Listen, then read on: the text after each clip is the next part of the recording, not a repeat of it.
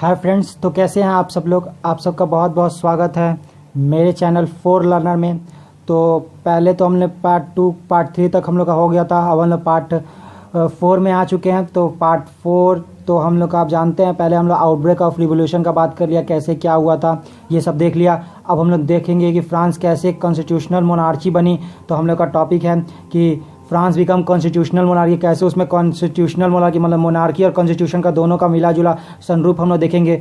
तो होता यूँ है कि जो नेशनल असेंबली होती है वो कॉन्स्टिट्यूशन को 1791 तक पूरा कंप्लीट कर लेती है। पूरा एकदम जो भी ड्राफ्ट रहता है कॉन्स्टिट्यूशन का वो पूरा कंप्लीट हो जाता है। कब तक? 1791 तक। ठीक है। तो उस कॉन्स्टिट्यूशन में क्या ऑब्जेक्टिव रहता है? उसका मेन ऑब्जेक्टिव ये रहता है कि राजा के पावर को मतलब मोनार्च के पावर को कम कर दिया जाए। तो उसमें मेन ऑब्जेक्टिव यही रहता है कि भाई मोनार्च के पावर को कम कर दिया जाए।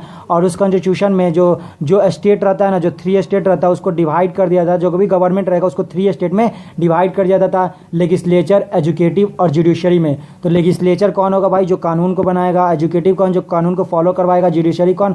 जो कानून तोड़ने के बाद उस पर कोई उसको सजा देगा कि भाई तुमने कानून को क्यों तोड़ा, उस पर क्या सुनाएगा? सजा सुनाएगा। ठीक है। ये तीन पार्ट में गवर्नमेंट को बांट दिया गया। और जो देखो होता यूँ है कि जो 28 मिलियन पॉपुलेशन में से जो 4 मिलियन पॉपुलेशन थी ना, उसी के पास बस अधिकार था किसका? वोट देने का अधिकार बस उसी को था। मतलब 4 मिलियन पॉपुलेशन ही वोट दे सकते थे।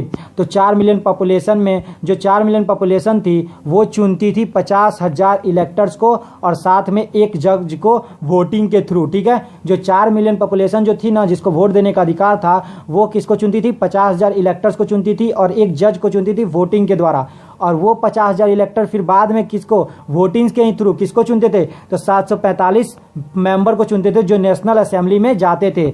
और वो 745 मेंबर क्या करते थे? वो 745 मेंबर कंट्रोल करते थे, किंग और मिनिस्टर के पावर को कंट्रोल में करके रखते थे। ठीक है।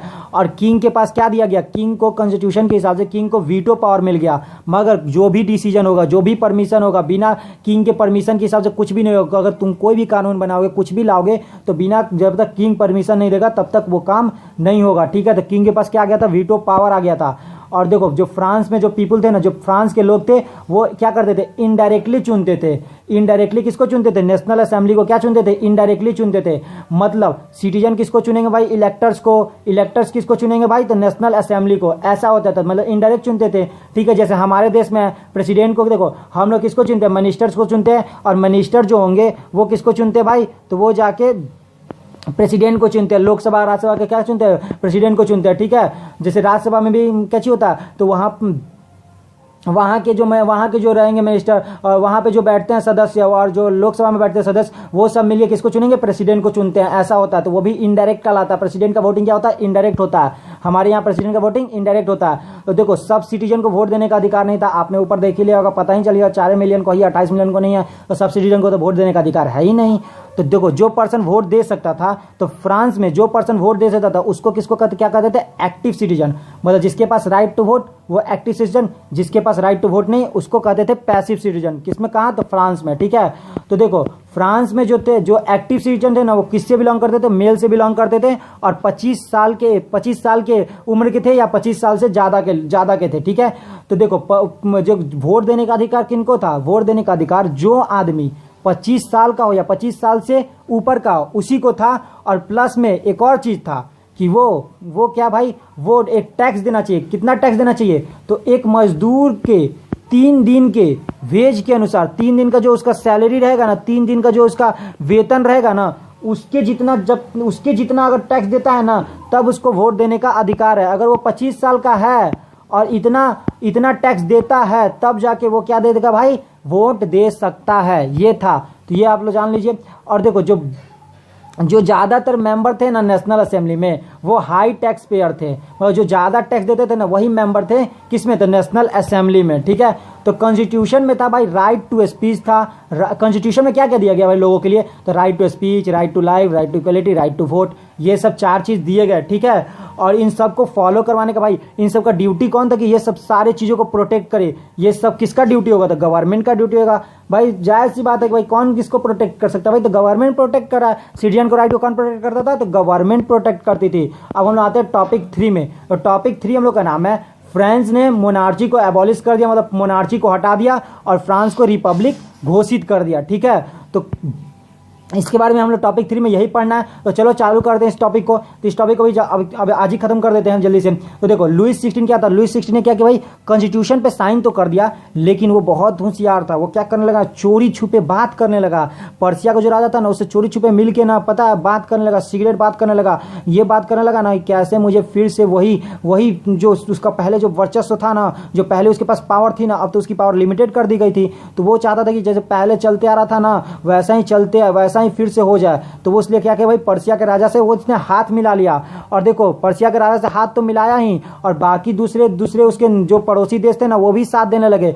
क्यों साथ देने लगे भाई, तो वो भी घबरा गए थे कि भाई फ्रांस में ऐसा डेवलपमेंट हुआ, इतना सब हो गया, मतलब पूरा फ्रांस का नक्शा ही बदल गया। कहीं ऐसा ना हो ना कि हमारे लोग भी, हमारे देश की प्रजा भी ऐसा ही एकदम फ्रांस से मोटिवेट होके मतलब सीख के हमारे खिलाफ भी विद्रोह करना चालू कर दे। तो इसलिए उन लोगों ने क्या किया भाई, उन लोगों ने सोचा ना कि कैसे भी करके हम लोगों को जो लुईस 16 का पहले का पोजीशन था ना, वो दिलवाना होगा। तो इसलिए उन्होंने सोचा ना, क्यों ना हम लोग वार करते हैं। अभी वो लोग सोच ही रहे थे, तो इधर क्या होता भाई, इधर देखो, इधर होता ये है ना कि जो नेशनल असेंबली जो रहती है ना फ्रांस की, वो क्या करती है, डिक्लेयर कर देती है, मतलब घोषणा कर देती है वार का। किसके खिलाफ, तो पर्सिया और ऑस्ट्रिया के खिलाफ वार का घोषणा कर देती है। और कब, तो अप्रैल 1792 में ये घोषणा उसने कर देती है। और जैसे ही यह सुनता है तो लोगों के अंदर भाई देश का बात आएगा तो लोगों के अंदर जोश आ जाएगा। और लोगों के अंदर जोश आता है तो हजारों की संख्या में लोग क्या कि भाई आर्मी को ज्वाइन कर लें। जब देश की बात आती है सब अपने आप में एकदम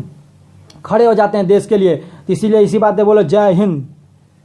तो आगे हम लोग चलते हैं भाई। तो आगे हम लोग बात करेंगे। तो देखो ये जो पूरा यूरोप था ना, इस वार को कवर कर रहा था, इस वार को देख रहा था। तो उसने क्या कहा, पूरा यूरोप के लोग क्या कर, पूरे यूरोप में जो थी ना ये वार पे चर्चा होने लगी।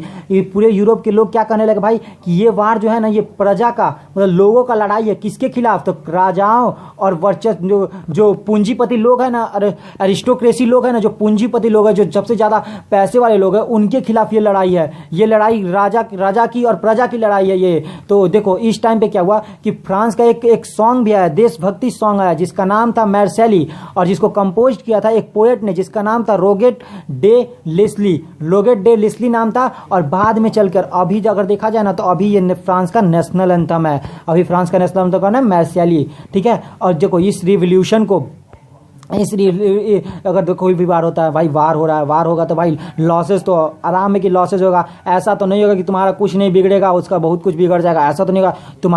तुम्हारा भी देश बर्बाद होगा थोड़ा सा, उसका भी देश। अब जीतने वाले पे डिपेंड करता है भाई तुम्हारी आर्मी कितनी स्ट्रांग है, तुम्हारा कितना तुम कैपेबल हो।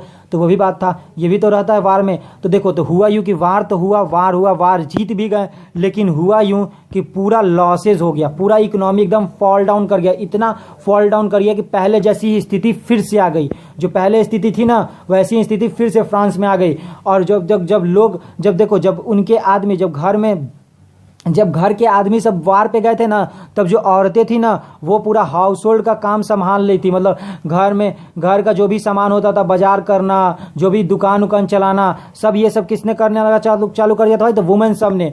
लेकिन देखो उस टाइम पे जो था ना, जो रीचर सेक्शन था ना, वही जो था ना, उसी को मतलब वही बस इन्वॉल्व करता था किसमें, नेशनल असेंबली। बस और कोई था ही नहीं, कोई सेक्शन ना कि जो नेशनल असेंबली में रहता था। बस रीचर सेक्शन जो सोसाइटी का था ना, वही बस उसमें कैसी नाम है, इन्वॉल्व रहता था नीति में। लेकिन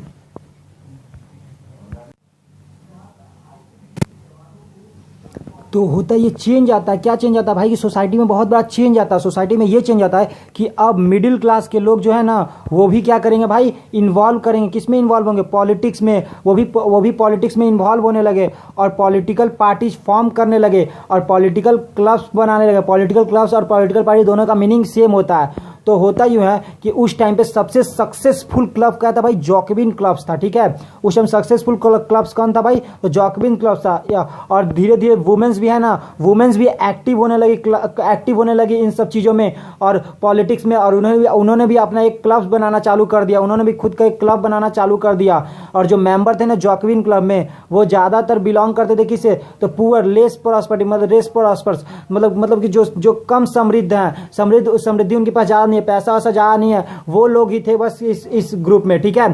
तो कौन कौन इंक्लूड था भाई, the small keeper, artisan, shoe maker, यही सब क्या थे भाई, इन्वॉल्व थे इस सब में। तो उसका लीडर कौन था भाई, ग्रुप है तो ग्रुप का कोई लीडर भी होगा।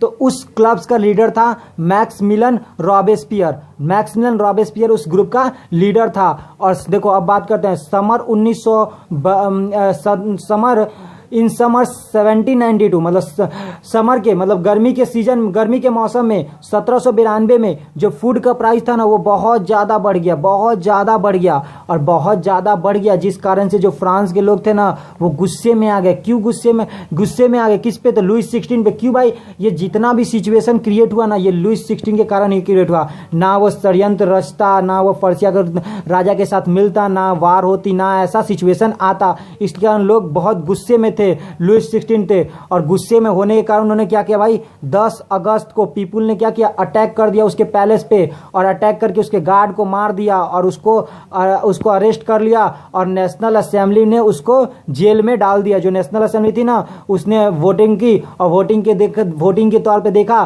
कि भाई क्या वोट आया, उसके नतीजे के अनुसार उसने देखा कि वो भाई ज़्यादा लोग उसके पक्ष में नहीं है, मतलब इसको पक्ष में है जेल में डालने के। तो उसने क्या किया भाई, फैसला सुना दिया कि उसको जेल में डाल दिया लुइस 16 को। लेकिन अब भाई देखो अब कोई स्टेट में को हेड रहेगा ही नहीं, कोई स्टेट में हेड रहेगा ही नहीं, तो क्या होगा भाई, इलेक्शन होगा। तो फिर से इलेक्शन हुआ और इस बार इलेक्शन में एक नया रूल आया। क्या रूल आया भाई, कि जितने भी लोग 21 साल के हैं या उससे एवॉव हैं उन सब को क्या भाई, राइट टू वेल्थ है, राइट टू वोट है। अगर उनके पास वेल्थ भी नहीं है ना तो फिर भी वेल्थ के हिसाब से नहीं देखा जाएगा। अब उनके अगर 21 साल से ज़्यादा है, अगर वो मैन है तो उसके पास राइट टू वोट अपने आप आ जाएगा, ठीक है। तो वुमेन्स को अभी तक देख लेना, अभी तक वुमेन्स को राइट टू वोट नहीं दिया गया, ठीक है। तो वुमेन्स को अभी तक राइट टू वोट नहीं दिया गया था।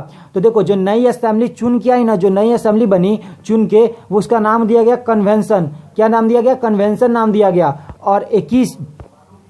और 21 सितंबर 1792 को क्या हुआ भाई, मोनार्ची को एकदम पूरी तरह से खत्म कर दिया गया और फ्रांस को रिपब्लिक घोषित कर दिया गया। क्या हुआ भाई, कब ऐसा किया गया, तो 21 सितंबर 1792 को क्या हुआ भाई, मोनार्ची को एबॉलिश कर दिया गया और फ्रांस को रिपब्लिक घोषित कर दिया गया। अब रिपब्लिक का मतलब जान लेते हैं। रिपब्लिक मतलब सिंपल सा वर्ड होता है भाई, रिपब्लिक मतलब ये होता है कि लोगों के द्वारा गवर्नमेंट को चुनना या गवर्नमेंट के हेड को चुनना, हेड ऑफ द गवर्नमेंट को चुनना लोगों के द्वारा, ठीक है।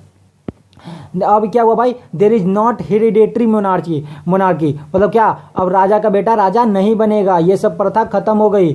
और 21 जनवरी 1793 को 21 जनवरी 1793 को लुइस 16 को क्या भाई, सेंटेंस ऑफ डेथ, सेंटेंस मतलब फांस मतलब मौत की सजा सुना दी गई, ठीक है। नेशनल असेंबली ने उसे मौत की सजा सुना दी। और पब्लिकली मौत की सजा मतलब उसको लोगों के सामने इसको मौत दिया जाएगा, मारा जाएगा, उसको लोगों के सामने ही मारा जाएगा। और कुछ दिन बाद क्या हुआ भाई, कि उसकी जो पत्नी थी मैरी एंटोनेटी, उसको भी सेंटेंसेड टू डेथ मतलब उसको भी मौत की सजा सुना दी गई, उसको भी मार दिया गया। ये था हम लोग का टॉपिक का एंड। तो अगले टॉपिक में हम लोग बात करेंगे, अब बाकी बातें टॉपिक 4 में बात करेंगे। और अभी के लिए बस धन्यवाद, thank you so much, have a nice day.